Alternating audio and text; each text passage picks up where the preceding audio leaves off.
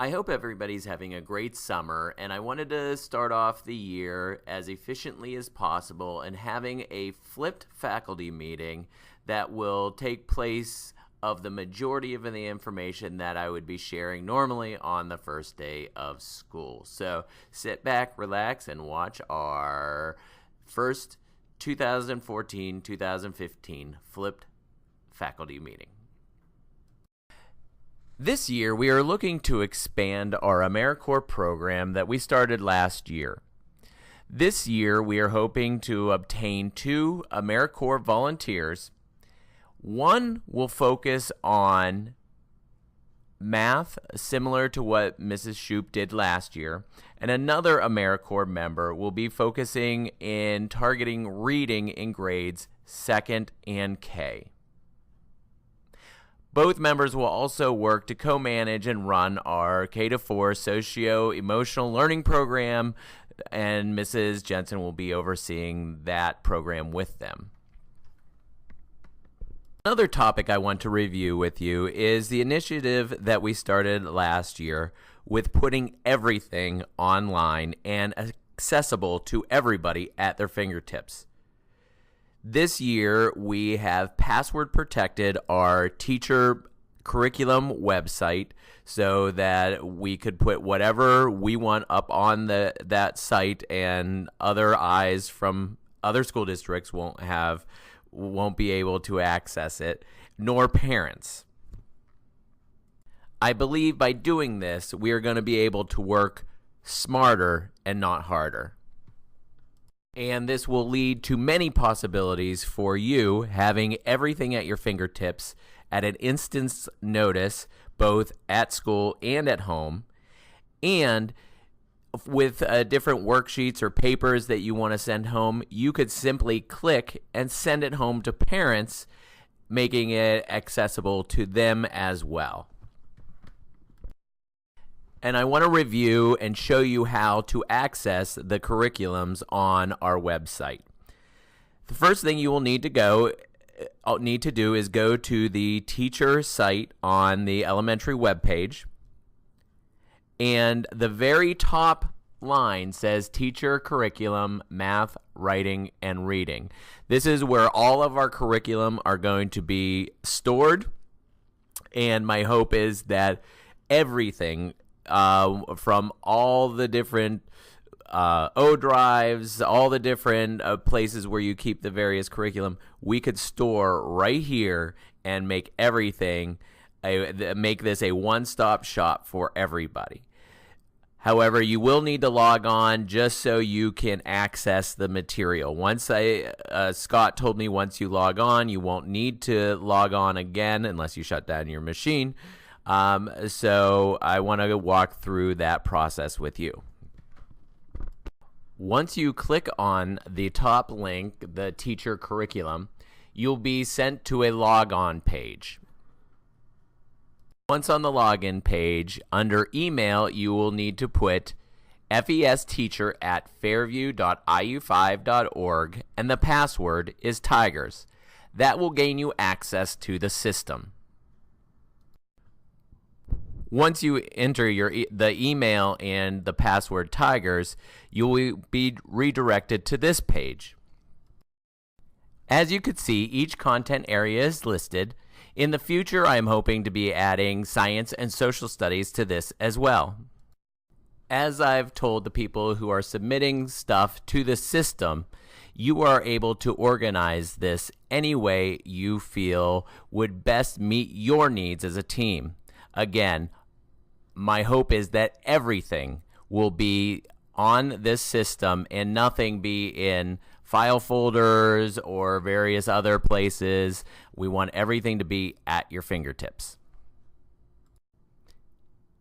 Now I want to show you some examples of how some grade levels are organizing their information. Again, this is a work in progress, and the assumption is that every year should be a work in progress where we're looking at the materials that we are using, taking off the stuff that doesn't work, adding more stuff that we find that you think will work. So we want to be able to update this frequently. This is the Kindergarten Module 1 math website. As you can see, we just listed all the different resources in a column, and now they will be able to click on any one of those and access those documents. Second grade, however, decided to structure it just a little bit differently. As you could see, they have the lesson and the two different types of worksheets that go with that specific lesson. So you will see there are many ways to organize this resource.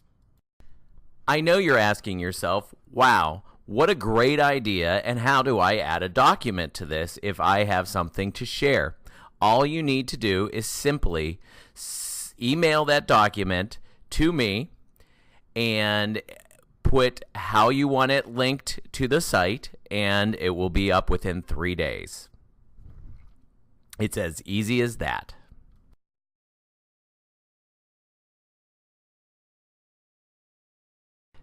Now I'd like to review with you some of the changes that are in the 2014-15 Teacher Handbook. The first change applies to those people who only communicate through updating their website. For those who update parents through hard copies or by sending weekly or daily emails, this does not affect you. But the change this year for those people will be that we need to begin to actively update parents instead of passively updating parents. Many people update their website, but parents do not actively go to the website. So what I'm asking the change to be is that we physically email those changes or a link to your website to your parents if that is the way you comply with the communication mandate.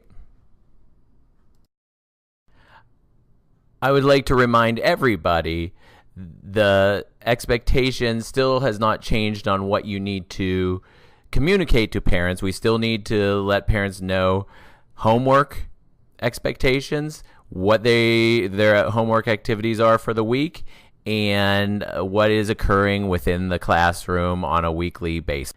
This is a very simple process, and I need those people who update the websites not to worry too much, because I will walk you through the process of creating a group email so you could easily do one click and email everybody the website updates that you have made.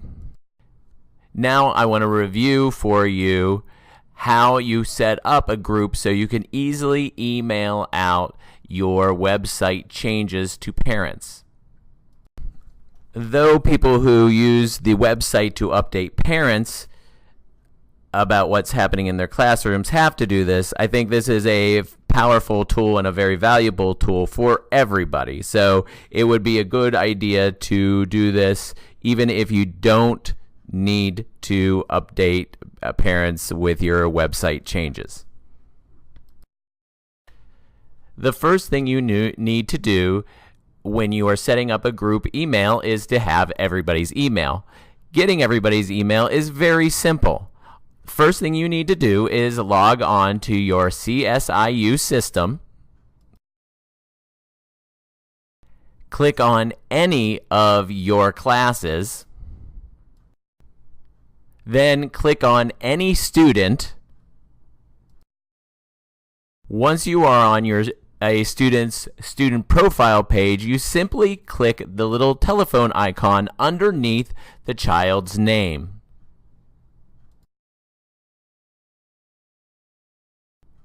This will open up the student's student information page, and then you simply need to click the plus sign next to any of the parents' name, and in the drop down you will see their phone numbers and their email address.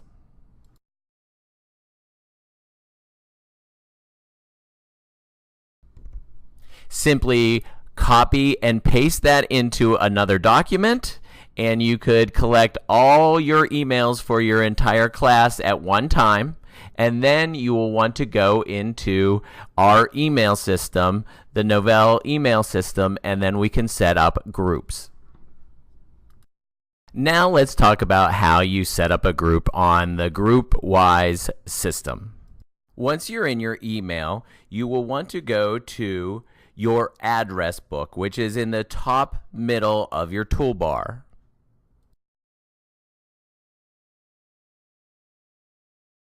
Once in the address book, you will want to go to the upper left-hand corner and click where it says New. You'll want to click on the drop-down arrow and click Group.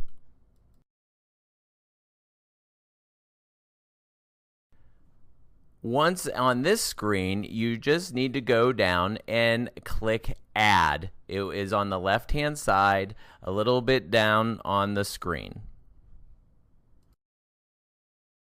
Once you are on this screen, you simply need to go down and click New Contact, and then you will be able to enter the contact information into the email system. And this way you need to save it, and then you will be able to create a group one by one, adding your people into the system.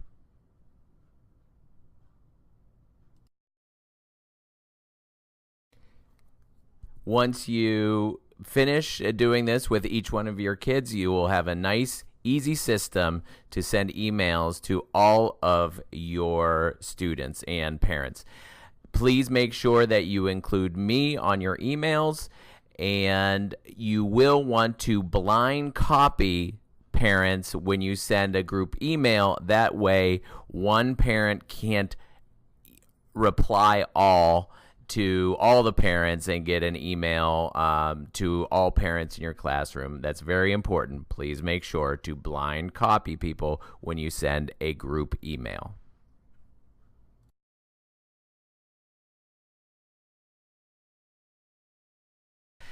Now I'd like to talk to you about the Handwriting Without Tears program and how it is going to be implemented in the 2014-2015 school year. At the end of the year, we had a lot of support in all grades to do this program, but I met with the committee during the summer to review what is the best plan for implementing this program. It was decided after a lot of discussion that we would only implement the Handwriting Without Tears this year in grades K, 1, and 2. We are also going to do partial implementation in implementing it in the co-teaching room in 3rd grade and 4th grade. The plan right now is to then implement it fully next year in 3rd grade and the following year in 4th grade.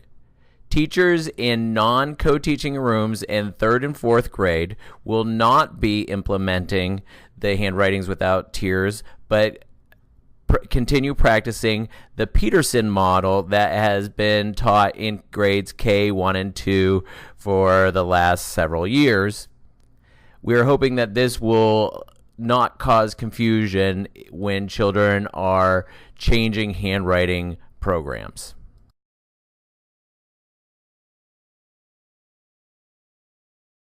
Now I'd like to review with you several other changes in the teacher handbook. I would like to spend a few seconds to talk about the dress code and what is acceptable and not acceptable. As always, we ask that teachers use good judgment in their attire.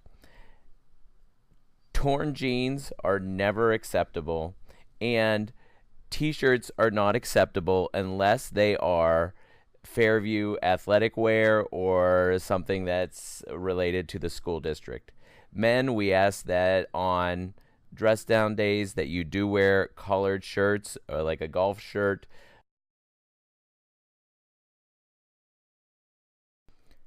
Also, another change is the time in which lunch count and attendance is due in the CSIU system. Typically in the past, it has been due at 9 o'clock. We are asking that you wait till 9:30 to enter that information. I know that that's right in during the time of an instructional time. So anywhere that is conducive between 9:15 and 9:30, if you can do that, but it has to be in by 9:30. My hope in delaying this is to really look at who is there and making sure that we're very careful in registering who is absent and who is not. I also want to stress the importance of obtaining an accurate lunch count.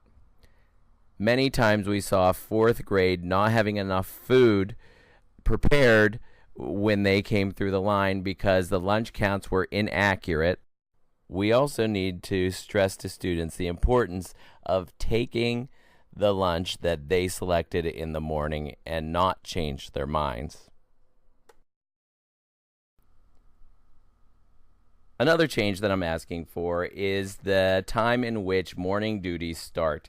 I know that we typically have started various duties at 8:45. I'm asking and requesting that all staff be on site and ready for their duty at 8:40, no later than 8:40. And that way we could address all the various situations that may happen at that time. Another change in the handbook is something that I'm going to ask everybody to focus on. I have witnessed a lot of classrooms that are left at the end of the day in a very untidy manner. I'm asking that people really focus on picking up, or having the students actually pick up after themselves, and the floor be relatively clean at the end of every day. Pencils, papers should not be on the floor, and we need to make the job easier for our custodians as they have a lot of space that they have to clean, and by eliminating a lot of the floor tasks, they can focus on some of the dusting issues. So I'm going to ask that everybody take an extra concerted effort in making sure that students pick up.